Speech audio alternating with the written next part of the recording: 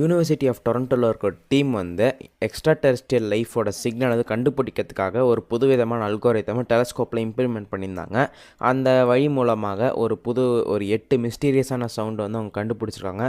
அது முக்கியமாக வந்து 30லேருந்து 90 லைட் இயர்ஸ் அவே தூரமாக இருக்க ஒரு 4-5 ஸ்டார்லேருந்து வந்து அவங்க கிடச்சிருக்கான்.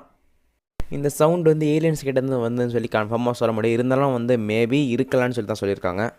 ஏன்னா ஏலியன்ஸ் வந்து டெக்னோ சிக்னேச்சர்ஸ் அப்படின்னு சொல்கிற ஒரு சிக்னல் மூலமாக தான் வந்து கம்யூனிகேட் பண்ணுவாங்க அப்படின்னு ஒரு தியரி அசம்ஷனில் இருக்குது. அதுவும் இல்லாமல் இந்த சவுண்ட் வந்து நம்ம தான் ஃபஸ்ட் டைம் கண்டுபிடிக்கிறோம்ல, ஸோ வந்து மேபி இருக்கலான்னு சொல்லி தான் இருக்குது. ஸோ அது ஒரு கிரீப்பியான நியூஸாக இருக்குல்ல. ஸோ இந்த டெலஸ்கோப்போட அல்கோரிதம் வச்சு இன்னும் கொஞ்சம் நம்ம பல சிக்னலை கண்டுபிடிச்சோன்னா மேபி நம்ம ஒரு கன்க்ளூஷனுக்கு வர வாய்ப்பு இருக்குது. ஸோ இது ஜஸ்ட் ஒரு ஸ்டார்டிங் தான். இதுக்கப்புறம் நம்ம ஏலியன்ஸ் இருக்கிறத ப்ரூவ் பண்ண போகிறோமான்னு தெரில. ஸோ மறக்காமல் கமெண்ட் பண்ணுங்கள், மறக்காமல் சப்ஸ்கிரைப் பண்ணிருக்கேன். அப்போ தான் வந்து அடுத்த வீடியோவை பார்க்க முடியும்.